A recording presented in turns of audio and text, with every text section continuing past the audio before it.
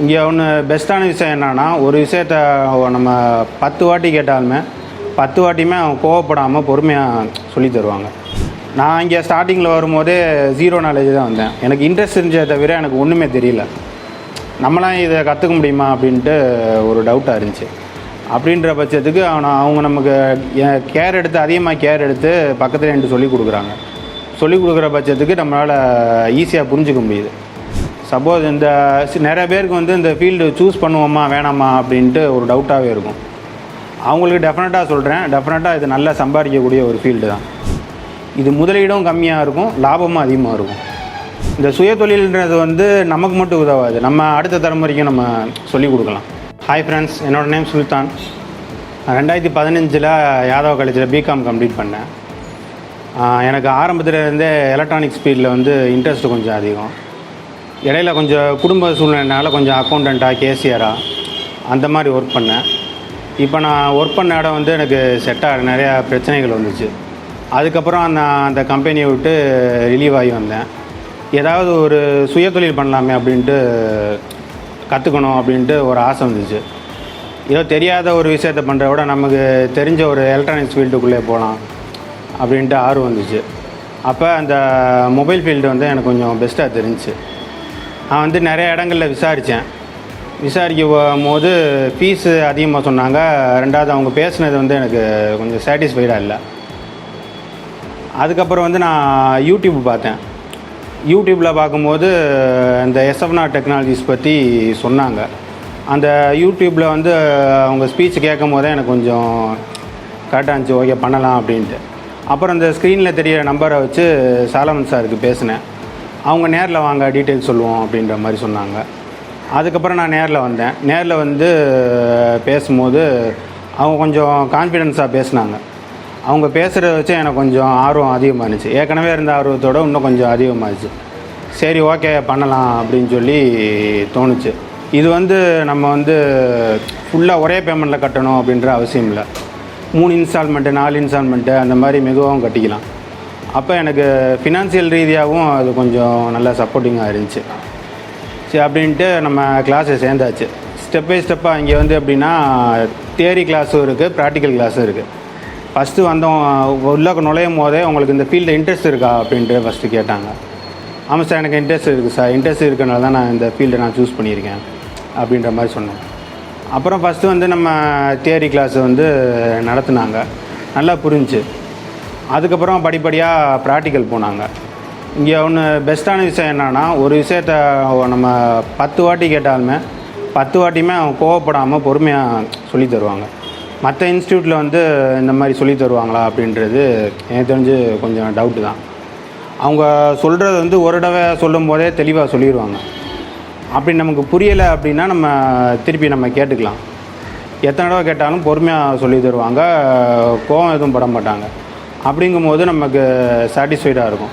டைமிங்கும் நமக்கு கம்ஃபர்டபுளான டைமிங்காக இருக்கும். இப்போ ரெகுலர் கிளாஸ் வர்றவங்களும் இருக்காங்க, வீக்கெண்ட் கிளாஸ் வர்றவங்களும் இருக்காங்க. இப்போ வீக்கெண்ட் கிளாஸு வரவங்க சில பேர் வேலைக்கு போய்கிட்டே படிப்பாங்க. அப்படின்றவங்க பட்சத்துக்கு அவங்க வீக்கெண்ட் கிளாஸ் போய்க்கிடுவாங்க. இப்போ ரெகுலர் கிளாஸு இப்போ சீக்கிரமாக முடிக்கணும் அப்படின்னா நம்ம வந்து ரெகுலர் கிளாஸஸ் அந்த மாதிரி போய்க்கலாம்.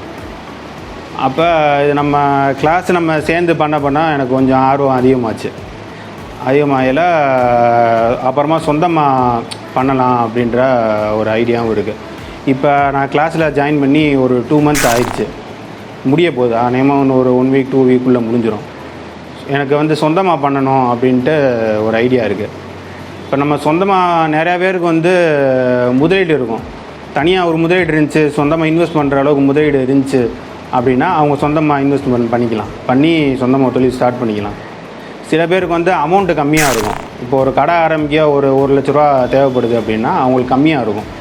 இப்போ 50,000 தான் இருக்குன்னா நம்ம இன்னொரு பார்ட்னர்ஷிப் சேர்த்துக்கிட்டு நம்ம பண்ணிக்கலாம், 2 பேராகவும் பண்ணிக்கலாம்.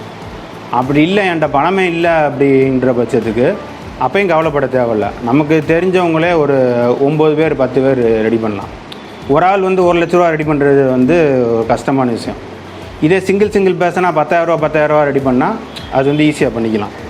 அது வந்து லிமிடெட் கம்பெனின்னு சொல்லுவாங்க. ப்ரைவேட் லிமிடெட் கம்பெனி 2 மாதிரி இருக்குது. ப்ரைவேட் லிமிடெட் கம்பெனினா குறைஞ்சது வந்து ஒரு 2 பேர் இருப்பாங்க. 2 பேர்லேருந்து 50 பேர் வரைக்கும் பண்ணிக்கலாம். இதே ப்ரைவேட் லிமிடெட் கம்பெனின்றது ஈக்குவல் ஷேர் பண்ணிக்கிறது. இதே லிமிடெட் கம்பெனி அப்படின்னா ஒரு கம்பெனிக்கு வந்து குறைஞ்சது ஒரு மினிமம் 7 பேர், மேக்ஸிமம் ஒரு 10 பேர் அந்த மாதிரி கூட இருக்கலாம். இப்போ ஒருத்தர்கிட்ட வந்து 10,000 ரூபா இருக்கும், ஒருத்தர்கிட்ட 20,000 ரூபா இருக்கும், ஒருத்தர்கிட்ட 30,000 ரூபா இருக்கும். அந்த மாதிரி ஈக்குவல் ஷேர் பண்ணி கண்டிப்பாக நம்ம ஒரு பிஸ்னஸை ஸ்டார்ட் பண்ண முடியும். இதுக்கு வந்து முதலீடுன்றது அதிகமாக தேவைப்படாது. ஒரு விஷயத்தை நம்ம இன்ட்ரெஸ்ட் இருந்துச்சு, ஒரு விஷயத்தை நம்ம பண்ணணும்னு தோணுன்னா நம்ம எப்படி வேணாலும் பண்ணிக்கலாம். இப்போ எனக்கு இன்னும் 2 வீக்ஸில் கிளாஸ் முடியுது. இன்னும் ஒரு 1 மந்த் 2 மந்தில் வந்து பார்ட்னர்ஷிப் பிஸ்னஸ் பண்ணலாம் அப்படின்ட்டு ஒரு ஐடியா இருக்குது. உங்களுக்கு என்ன சொல்ல வரேன் அப்படின்னா, ஒருத்தர் கீழே நம்ம வேலை பார்க்குறத விட ஒரு பார்ட்னர்ஷிப்பாகவோ இல்லை ஒரு சொந்த கடையாவோ போட்டு சுயதொழில் பண்ணுறது நமக்கு ஒரு பெஸ்ட்டான விஷயம். இந்த சுயதொழில்ன்றது வந்து நமக்கு மட்டும் உதவாது, நம்ம அடுத்த தலைமுறைக்கும் நம்ம சொல்லிக் கொடுக்கலாம். எஸ்எஃப்னா டெக்னாலஜிஸ் பொறுத்த வரைக்கும் பொதுவாக நமக்கு புரிகிற மாதிரி தான் சொல்லி தர்றாங்க. எதுவுமே புரியாது அப்படின்லாம் சொல்ல முடியாது. நான் இங்கே ஸ்டார்டிங்கில் வரும்போதே 0 நாலேஜ் தான் வந்தேன். எனக்கு இன்ட்ரெஸ்ட் இருந்துச்சே தவிர எனக்கு ஒன்றுமே தெரியல. நம்மளாம் இதை கற்றுக்க முடியுமா அப்படின்ட்டு ஒரு டவுட்டாக இருந்துச்சு. அப்படின்ற பட்சத்துக்கு அவங்க நமக்கு கேர் எடுத்து அதிகமாக கேர் எடுத்து பக்கத்தில் எனக்கு சொல்லிக் கொடுக்குறாங்க. சொல்லிக் கொடுக்குற பட்சத்துக்கு நம்மளால் ஈஸியாக புரிஞ்சுக்க முடியுது. சப்போஸ் இந்த நிறைய பேருக்கு வந்து இந்த ஃபீல்டு சூஸ் பண்ணுவோமா வேணாமா அப்படின்ட்டு ஒரு டவுட்டாகவே இருக்கும். அவங்களுக்கு டெஃபினட்டாக சொல்கிறேன், டெஃபினட்டாக இது நல்லா சம்பாதிக்கக்கூடிய ஒரு ஃபீல்டு தான். நமக்கு எத்தனையோ ஃபீல்டு இருக்குது. அப்படி ஃபீல்டு இருக்கும்போது எதுக்கு நம்ம இந்த ஃபீல்டு நம்ம ஏன் சூஸ் பண்ணணும் அப்படின்னா, இது முதலீடும் கம்மியாக இருக்கும், லாபமும் அதிகமாக இருக்கும். அப்படின்ற பட்சத்துக்கு இந்த ஃபீல்டு சூஸ் பண்ணுறது நம்ம கரெக்டாக இருக்கும். ஒரு கடன் எடுத்துக்கிட்டால் நமக்கு சேல்ஸும் இருக்கும், சர்வீஸும் இருக்கும். அது வந்து ரெண்டுமே நம்ம தெரிஞ்சுக்கணும். தெரிஞ்சுக்கிட்டு பண்ணுறது ரொம்ப பெஸ்ட்டு. சர்வீஸை பொறுத்த வரைக்கும் நம்ம இங்கே ஃபுல் அண்ட் ஃபுல் நம்ம சொல்லி கொடுத்துருவாங்க. நம்ம நார்மலாக ஒரு மொபைலில் பிரிச்சுலேருந்து போர்டு வேலை பார்க்குற வரைக்கும் எல்லாமே சொல்லி கொடுத்துருவாங்க. பொதுவாக இப்போ இதுக்கு முன்னாடி உள்ள ஜெனரேஷனுக்கு வந்து போர்டு வேலை பார்க்குறது அந்த மாதிரி விஷயங்கள்லாம் தெரியாது. அவங்க வந்து ஒரு பேசிக் நாலேஜ் வச்சு தான் கடையை ஓப்பன் பண்ணுறாங்க. ஆனால் இங்கே வந்து நமக்கு பேசிக் நாலேஜிலேருந்து போர்டு ட்ராக்கிங் பண்ணுற வரைக்கும் வேலை பார்க்குற வரைக்கும் எல்லாமே சொல்லிக் கொடுக்குறாங்க. அப்படி நம்ம பேசிக் நாலேஜ் தெரிஞ்சவங்களே ஒரு கடை ஓப்பன் பண்ணும்போது நம்ம A to Z எல்லாமே தெரியுது. அப்படின்ற பட்சம் நம்ம ஏன் ஒரு கடை ஓப்பன் பண்ண முடியாது? கண்டிப்பாக முடியும். ஏன்னா இது வந்து அழியாத ஃபீல்டு. எல்லா ஜென்ரேஷனுக்கு யூஸ் ஆகும். இங்கே வர எல்லாமே வந்து மொபைல் தான். முன்னாடி ஒரு சின்ன குழந்தைக்கு வந்து நிலாவை காமிச்சு தான் சோறு விட்டுவாங்க. இப்போ எல்லாம் வந்து மொபைல் காமிச்சு தான் சோறு விட்டுறாங்க. அந்த மாதிரி ஆகிப்போச்சு. இப்போ குழந்தைகள்லேருந்து பெரிய ஆள் வரைக்கும் எல்லாத்துக்குமே வந்து மொபைல் யூஸ் பண்ணுறாங்க. அப்படின்ற பட்சத்து லாஸ் ஆகாத பொருள். இப்போ நான் ஒரு காய்கறி பிஸ்னஸ் பண்ணுறேன் அப்படின்னா அது எப்படி இருந்தாலும் அது ஒரு வாரத்துக்குள்ளே அந்த இதை சேல் பண்ணி ஆகணும், இல்லைனா அது அழுகி போயிடும், கெட்டு போயிடும். இது வந்து கெட்டு போகாது. நம்ம ஸ்டாக்கு நம்ம வச்சு நம்ம பேசி நம்ம விற்றுக்கலாம். இது வந்து அழியக்கூடிய பொருள் கிடையாது. நம்மளுடைய பேச்சு திறமை ப்ளஸ் நம்மளோட சர்வீஸ் திறமை, இது 2 இருந்துச்சு அப்படின்னா நம்ம கண்டிப்பாக சக்ஸஸ்ஃபுல்லாக ரன் பண்ணி கொண்டு போக முடியும். உங்களுடைய ஆர்வத்தை பொறுத்து தான் இருக்குது, இன்ட்ரெஸ்ட்டை பொறுத்து தான் இருக்குது. நீங்கள் எந்த அளவு இன்ட்ரெஸ்ட் காட்டுறீங்களோ, உங்கள் திறமை காட்டுறீங்களோ அந்த அளவு கண்டிப்பாக சக்ஸஸ் பண்ண முடியும்.